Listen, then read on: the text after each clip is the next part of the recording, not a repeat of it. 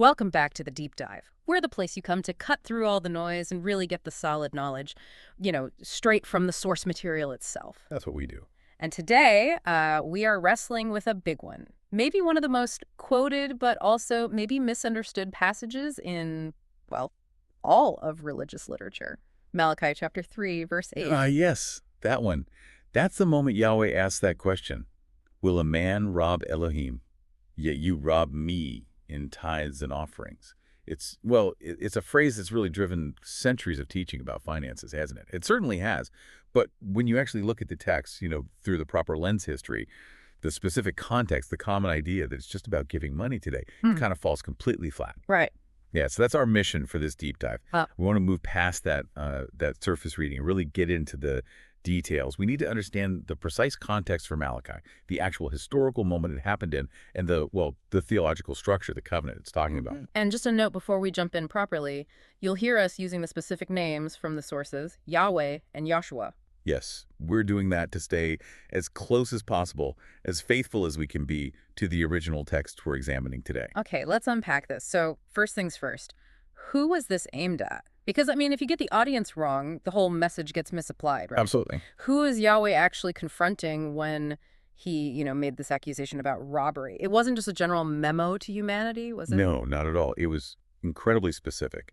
Malachi 3 was aimed primarily at the priests and the religious leaders governing the nation of Israel right then. The leadership. Yeah.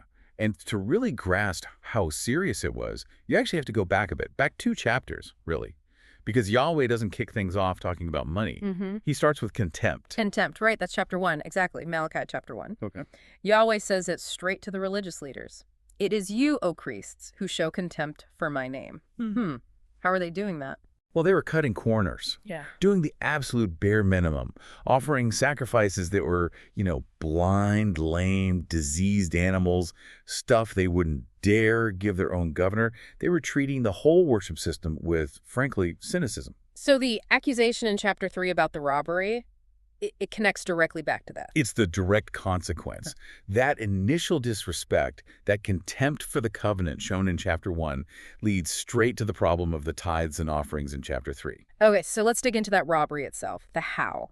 If the priests were the ones managing the temple resources, how did they actually carry out this robbery? Was it like bad accounting or something deeper? It was definitely deeper. It was a failure of stewardship, yes, but rooted in that personal contempt we talked about. The robbery was kind of twofold. First, the nation itself was failing to bring the required tithes. But second, the priests, who should have been faithful managers, they were either, maybe dishonestly keeping back portions or perhaps more often just neglecting their duty. They weren't enforcing the covenant, letting the whole system just wither. So the contempt led to neglect, which led to the system failing. Precisely. The moment they lowered the standard for worship back in chapter 1, they showed their lack of respect. And that disrespect inevitably led to the administrative collapse we see detailed in chapter 3. It was fundamentally a failure of integrity that resulted in a failure of logistics. That's a really important distinction. It's not about failing to, say, donate some cash. It's about failing to uphold a specific divine covenant-based support system. Exactly. Which leads us nicely into part 2. What were these tithes and offerings under the law of Moses, under the Levitical law? Because, like you said, today we think tithe, we think 10% cash from salary.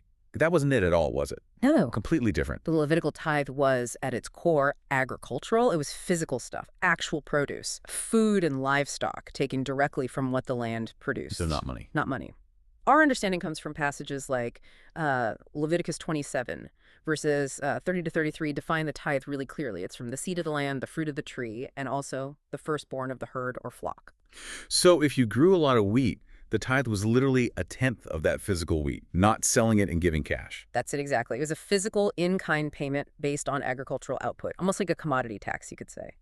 And Numbers 18, verses 21 to 24, explains the why and who brilliantly. Yeah. Yahweh specifically gave these physical tithes to the Levites. The Levites. Why them specifically? Because the Levites, as the tribe set apart entirely for temple service, they didn't get a share of the land like the other tribes of Israel did. Yeah. They had no land inheritance. Okay, so this tithe was their support. their income. It was their portion, their food supply, their entire means of sustenance. They were completely reliant on the other tribes being faithful and having integrity in bringing that tithe. Wow, 100% dependent. Totally, and that's why the command in Malachi 3 is so direct, so literal. Bring the whole tithe into the storehouse, that there may be food in my house. Food. Physical food. Yes, this wasn't some vague spiritual encouragement. It was an urgent demand for inventory correction. They needed actual grain, oil, wine, healthy animals brought into the temple stores. So the people doing the work, the Levites, the singers, the gatekeepers, could actually eat. So the whole public worship system could keep functioning. So the robbery was, in effect, starving the people who ran Yahweh's house. That's the practical reality of it, yes. It was crippling the entire system from the inside out. Which makes the historical backdrop, part 3, even more stark. We're moving into the real-world crisis happening right when Malachi was speaking. This wasn't ancient history he was referencing, it was current events. Yeah, this connection is absolutely key for understanding Malachi 3. Malachi was prophesying right around the same time Nehemiah was the governor in Jerusalem. Yeah. This is shortly after the return from exile in Babylon. Okay, same time frame. Exactly. And we don't have to speculate about what happened when people neglected the tithe, because Nehemiah chapter 13 actually records the crisis as it was happening. So what did Nehemiah find when he arrived? What was the state of the temple? It was basically deserted, abandoned.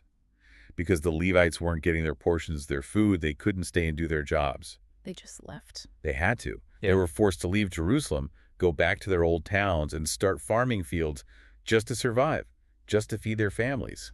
Think about that. The very people designated by covenant for worship, for teaching, for spiritual leadership. Had abandoned the temple, the center of the nation's spiritual life, because they were literally starving. The system had completely broken down. That's not just like administrative oversight, that's total systemic failure, a religious and societal collapse, really. It is. And Nehemiah's reaction in the text, it's pure shock and, well, righteous anger. He finds that the portions are missing, and he immediately confronts the leaders, the rulers. He says, I contended with the rulers and said, why is the house of Elohim forsaken? Forsaken. Strong word. It means the whole support system designed for the temple had just been neglected, abandoned by the nation and its leadership. So Malachi 3 isn't happening in a vacuum. It's Yahweh essentially saying, look, I see exactly what Nehemiah sees down there. You are robbing me by letting my house fall silent, by letting my servants starve. Wow. So the Malachi confrontation is Yahweh calling out the nation for breaking a fundamental part of the covenant agreement, the support mechanism, leading to the temple system just failing because of, well, apathy and that initial contempt. Yes. It's an indictment of their integrity, their faithfulness, which manifested as an economic crisis within the religious structure itself. And the deep insight there is, again, the robbery wasn't about Yahweh needing stuff. Not at all. It was about the people's failure in their commitment to the covenant, specifically their failure to support those. He is set apart for full-time spiritual service. The state of the Levites was like a thermometer, measuring the nation's obedience or lack thereof. That gets such incredible context for that verse. But, time moves on. Centuries later, Yahshua arrives, and this changes everything theologically, which brings us to part 4, the big shift under the new covenant. If that old system was agricultural, mandatory, tied to the Levites, what happens now?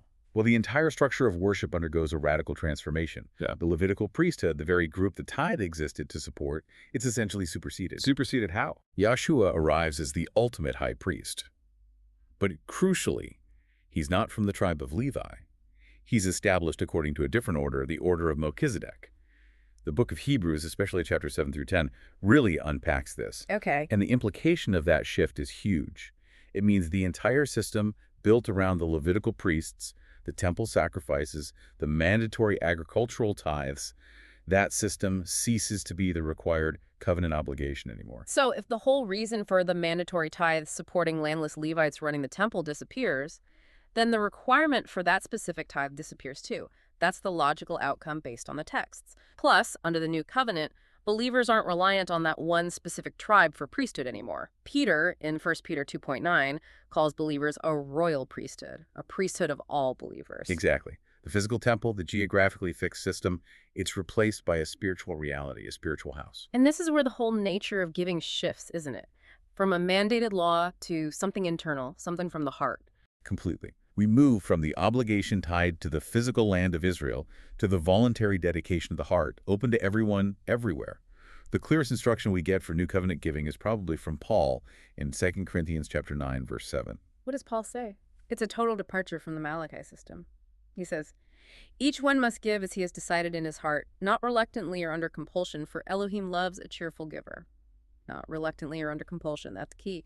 It removes the mandatory nature entirely.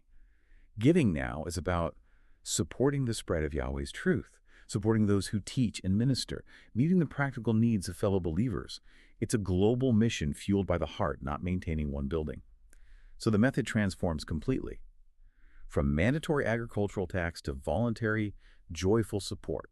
It's a massive difference. Malachi was about fulfilling a physical requirement to keep a specific covenant system running. The new covenant is about demonstrating a spiritual reality, love, generosity, cheerfulness. If your heart is in the right place, the giving flows naturally from that. Which brings us perfectly to part 5. What's the real core message here? The thing that lasts beyond the specific logistics of different covenants. What was Yahweh really getting at in Malachi 3? Well, what's fascinating is that even when using that strong legal language about robbery, Yahweh frames the fundamental issue as relational. He doesn't just say, "You owe me grain." He says, "Return to me and I will return to you." So the robbery was really a symptom of something else, spiritual distance. Exactly. It wasn't fundamentally a cash flow issue for Yahweh. It was a loyalty issue, a trust issue from his people. The deepest problem wasn't the missing wheat and oil, it was the missing faithfulness, the broken trust. They failed to trust him enough to uphold the system he'd put in place. That's it. They failed to trust that he would provide if they were obedient. They failed to honor him by caring for his servants and maintaining the integrity of his worship. They might have been going through some motions, but their actions, their neglect, reveal their contempt and lack of real devotion. And that famous blessing that's often quoted, opening the windows of heaven, it's not just about material wealth then, is it? No, not primarily. It's fundamentally about restoring the covenant relationship. Yahweh was essentially promising to restore spiritual vitality, blessing, and his presence if they would just turn back to him, if they would trust him enough to handle the basic requirements he'd set out. He wanted them to honor him with what was already his anyway. Their trust, their obedience, their faithfulness. Okay, that really clarifies the whole journey through the covenants. Let's try and pull it all together now, maybe recap those 3 distinct eras we've discussed to make the distinctions really clear for everyone listening. Yeah, that's helpful. It maps the evolution clearly. So, Era 1, under the Torah with Moses. Tithes were mandatory physical agricultural products collected by Levites and priests. The purpose, supporting the centralized temple system. The core message was, keep my covenant, care for my house using the means I've designated. Got it. Era 2. The Nehemiah Malachi period. Same system should have been in place, but the tithes were being widely neglected, withheld. This caused the temple service to collapse. The message became an urgent call. Return to me. Restore your obedience, your integrity. And finally, Era 3. Under Yahshua, where we are now, the Levitical priesthood is retired. That mandatory physical tithe is replaced. What replaces it? Voluntary, heart-motivated giving. For what purpose? Supporting ministry, the global body of believers, meeting needs. The enduring message transforms to give out of love, not because of law.